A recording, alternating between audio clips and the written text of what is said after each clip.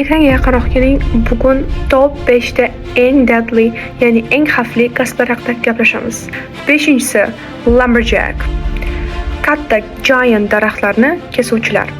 Falling logs and sharp saws. Yiqilayotgan daraxtlar va juda ham o'tkir aralar xavfli. 4-si deep sea fishermen. Okeanlarda bo'ronga qaramasdan, muzli suvlarga qaramasdan baliq ovlovchilar. 3-si miners, konchilar. Risk of collapse, limited air and toxic gases. Qonni qulash xavfi bor. Zaharli gazlar va yer ostida kichik joyda ishlash juda ham xavfli. Electrical line workers, deadly voltage. Yuqori elektr kuchlanishi bilan baland joyda ishlovchilar.